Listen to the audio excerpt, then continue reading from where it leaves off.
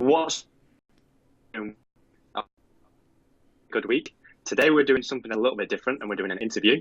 We're doing an interview with Chris Braz, who is also a Forex trader, fellow Falcon member, and also a YouTuber. So welcome, Chris. Hey man, how's it going? How you doing? I'm good. How are It's you? going good. How are you? Yeah, really good, thank you.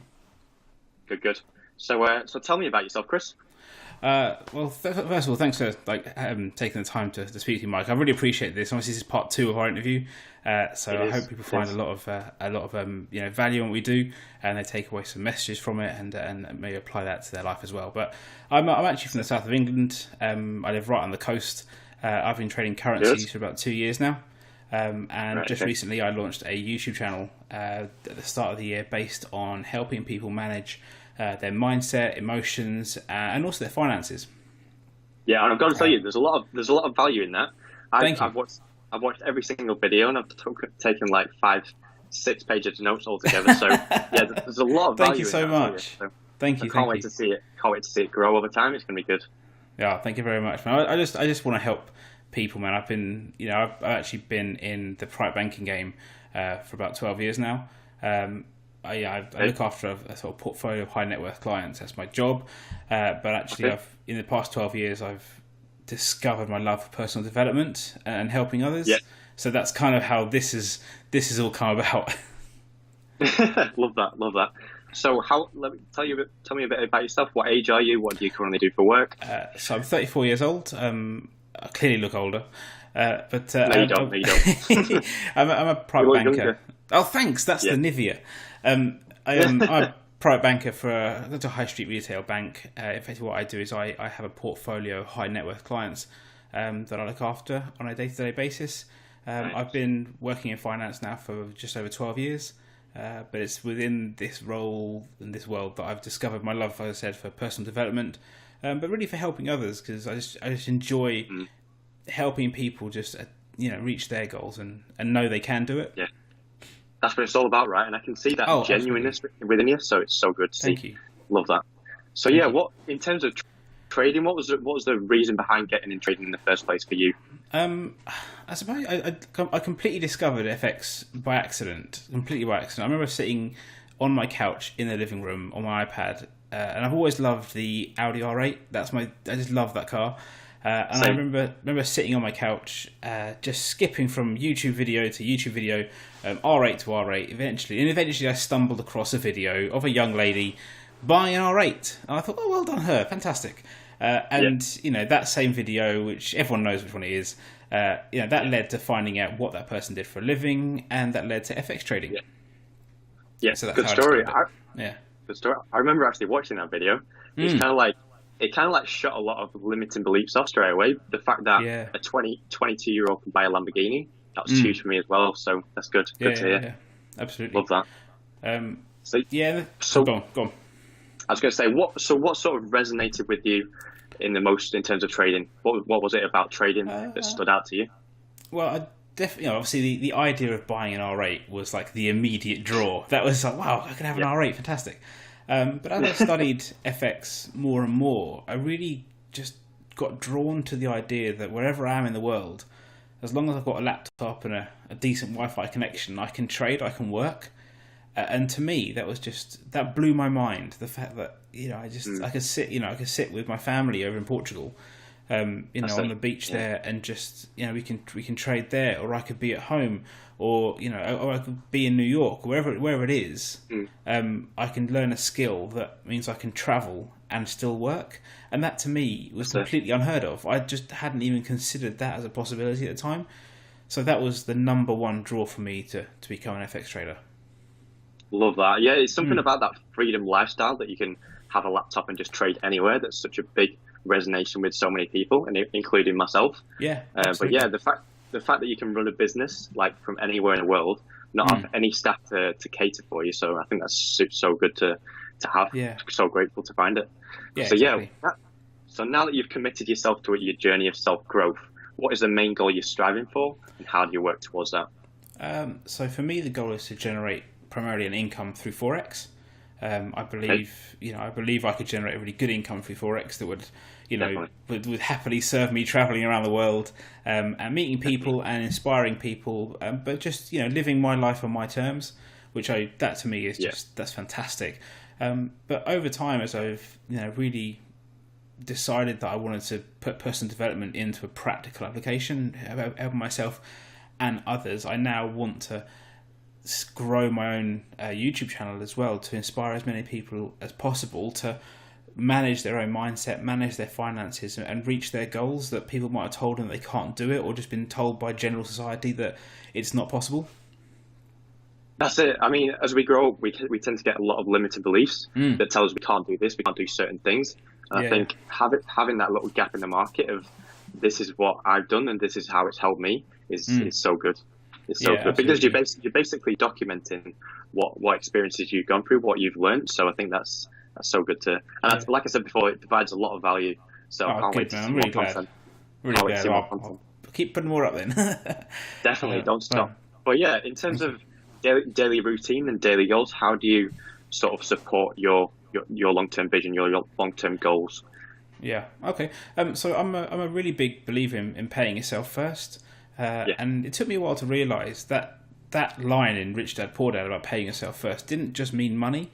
It actually meant time and priorities. So my goal every day is I get up at 5 o'clock every day. I just, that first launch out of bed, do whatever, get ready, get dressed, and get the coffee on, obviously. And then I use it's because I used to approach the charts, for example. Like, I'd get out of bed, go straight to the charts, and I'd enter in a really negative mind space. So what I do now is I get dressed, and if I'm working that day, I'll be getting into a suit. So I'll be getting into a suit to hit the charts.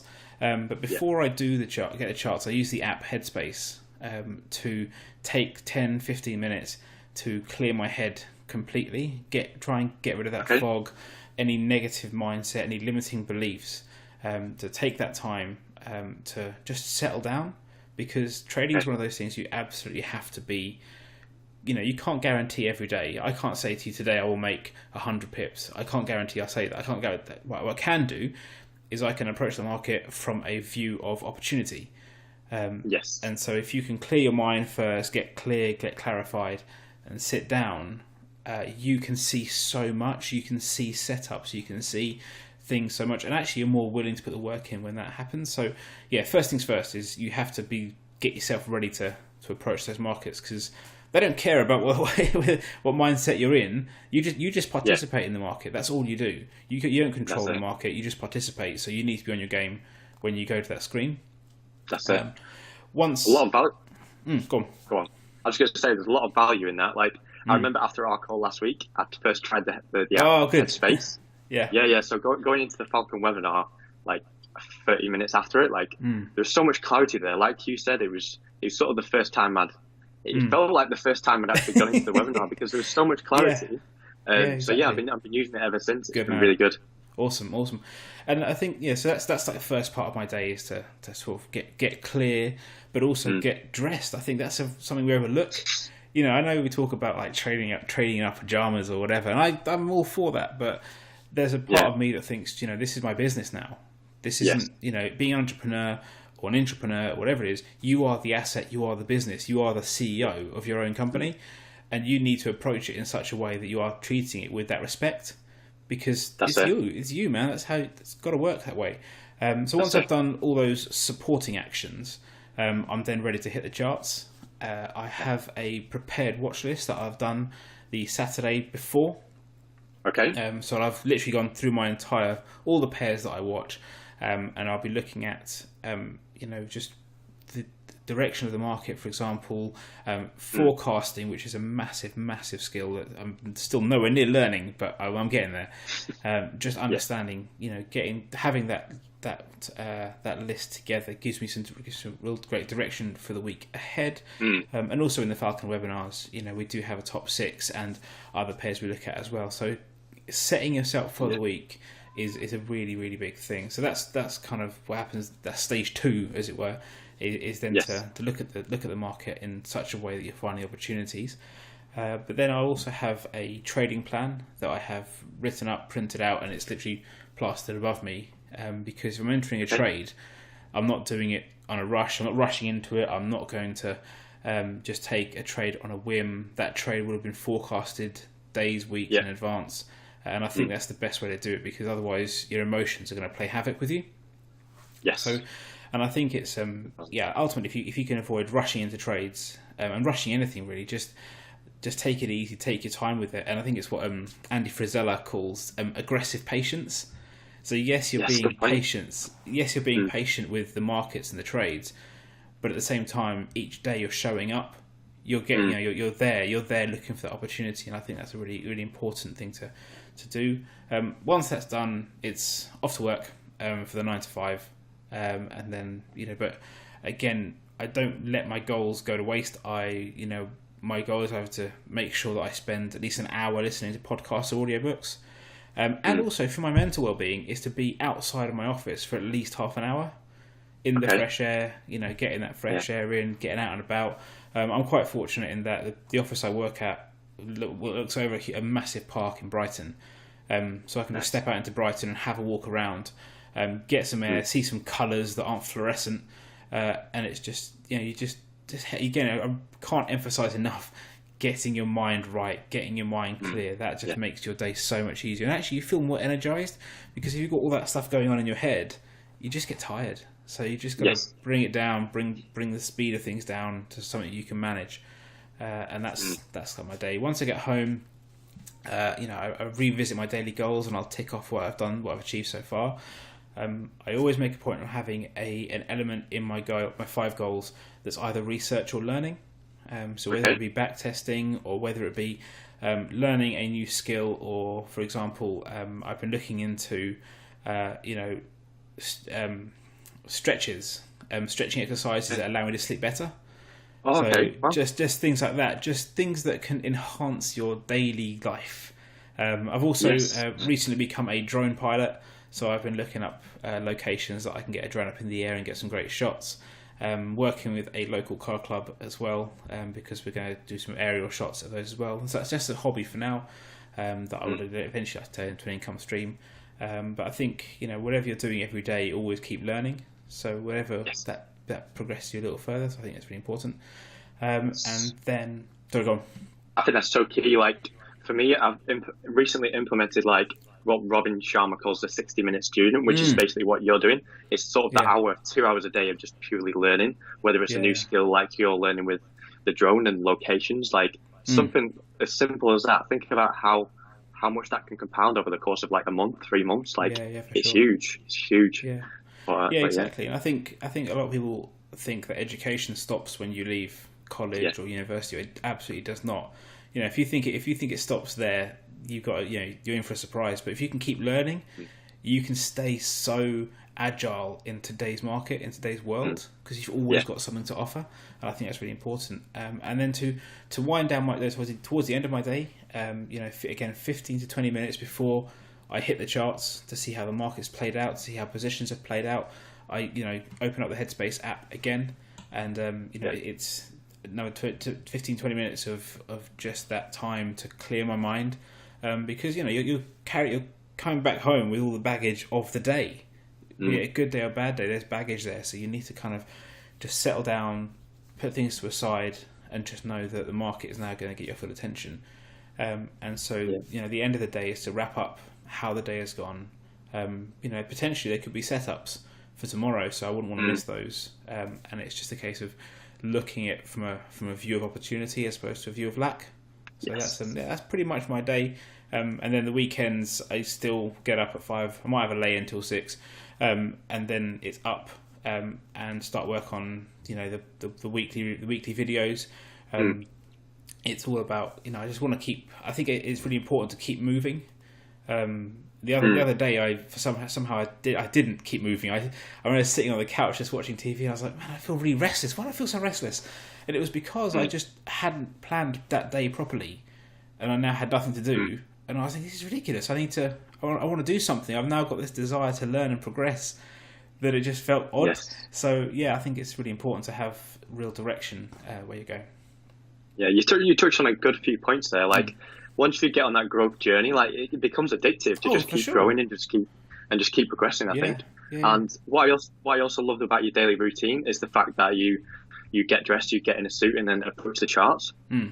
The reason that's so key, like you mentioned, is because you're treating trading like a business. Like that term is like thrown around quite a lot in the trading world, but treating it purely as a business and being serious about the opportunities and being prepared. Like if someone was to approach you, like from an investor's point of view, and ask you what measures you put in place to maintain your business, you could sort of explain to them like forecasting, trading plan, all that sort of detail. And I think that's so key.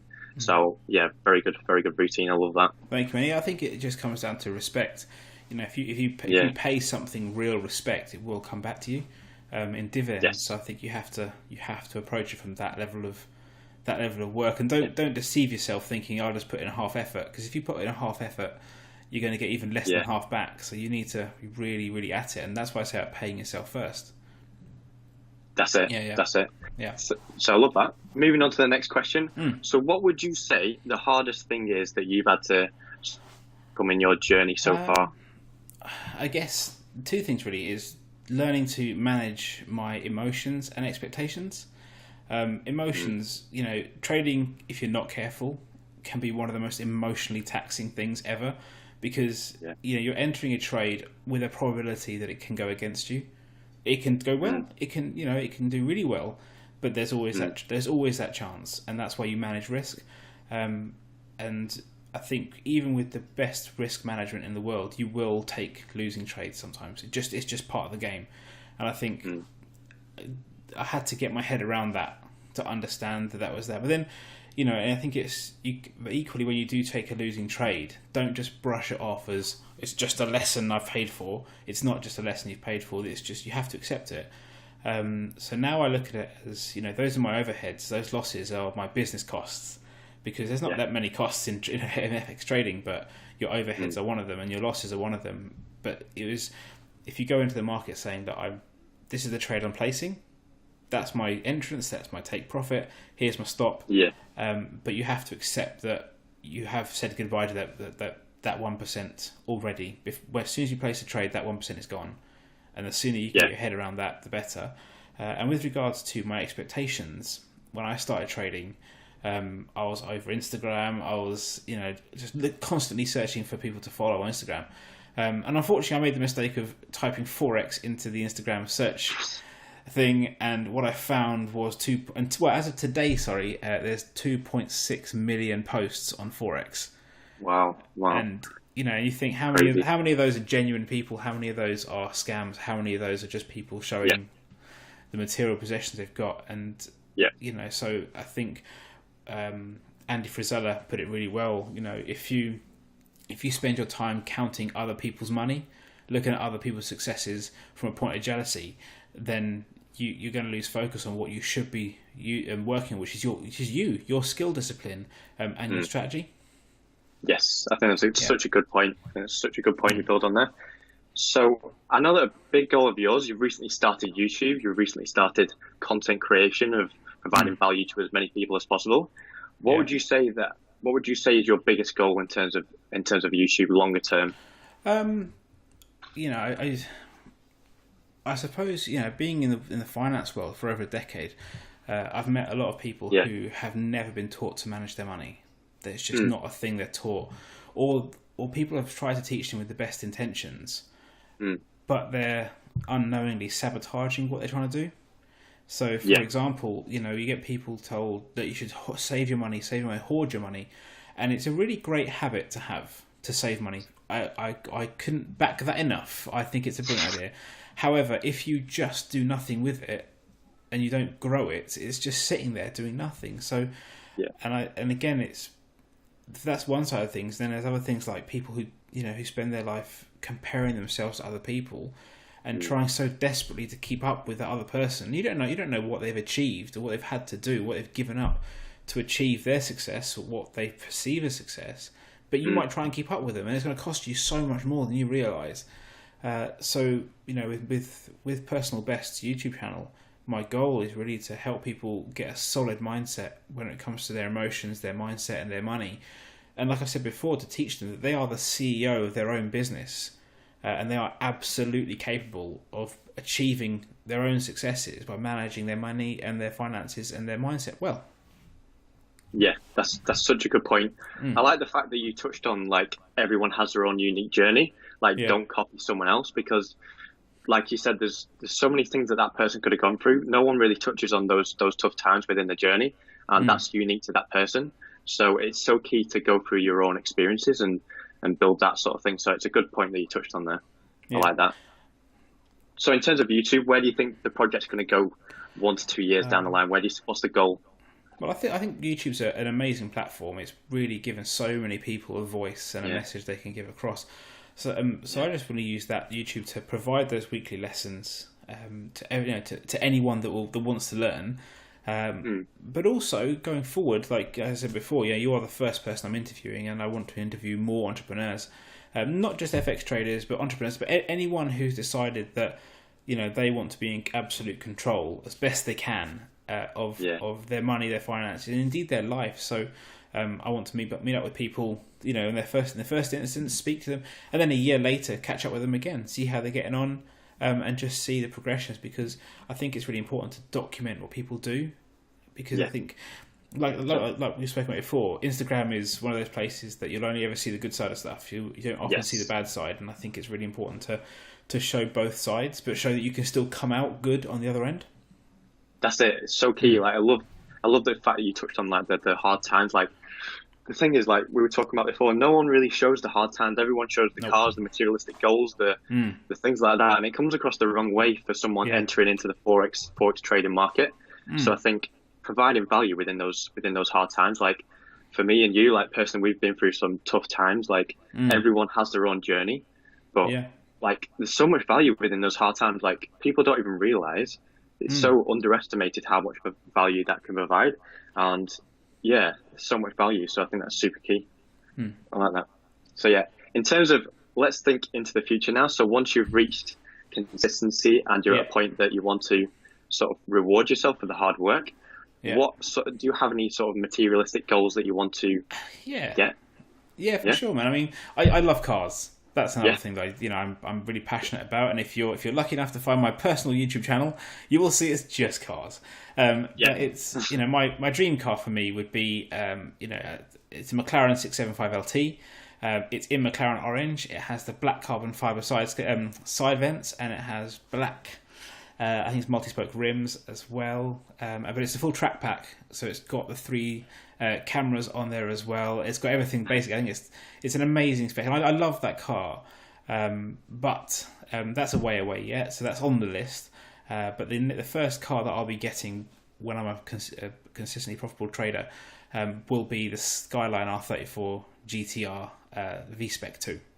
In Bayside Blue as well. It has to be Bayside Blue.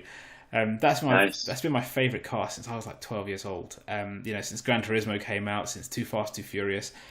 That's what I'd love that car for what it was. But more than just its iconic status, I just love the amount of tech that went into it. There was so much technology and design that went into it. It was so far ahead of its time. Even today, that car is still respected. As Godzilla. For me, that was the car. That's the car that I will have. That's my first car when I become a full-time trader. I love that. I love the fact that you're so specific with what you want. You really want it for yourself. That's it. You got to be specific. That's it. Like, there's so many people that get cars for like the sort of ego perspective, but the fact that you really want it for you, like as a symbol for your hard work, and the fact that you love that car. Like, you're going to enjoy that car so much. I think that's so key. I think if you set your goals based on what everyone else will think of you, you've already fallen. It's not going to happen. You have to do it for yourself, because I was again listening to someone like Andy Frisella. He was saying he buys these cars to inspire people, which I think is brilliant because that shows what can be done. But if you buy cars or you buy whatever to show off to everyone else, all you're doing is living life on their terms. You're just, you're not even living life for yourself. You're living like you're still a slave to that person. You're still, completely disempowered. You need to be focusing on what you can achieve for yourself, because that's what you've worked hard for. That's it, and it's going to mean more to you when you actually achieve that goal. For sure. Yeah, absolutely. Absolutely. The feeling of going in that dealerships and just holding that car when you can get that, like, that's going to be incredible for you. So I can't wait for you to achieve that. So do you have like a specific time frame for you want to achieve that? Yeah, August 29th, 2020. Wow, okay, nice. I'm liking that. Yeah, that's bottom line. That's August 29th, 2020. That's when I'll have it.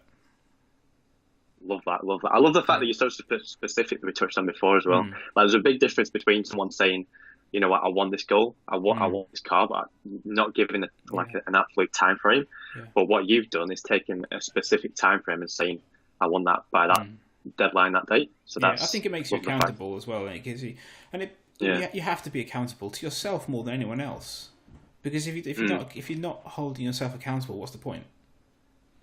Yes. Yeah. That's it. That's it. And that's a good thing about our community. Like, everyone holds each other accountable and just pushes each other up. So love that.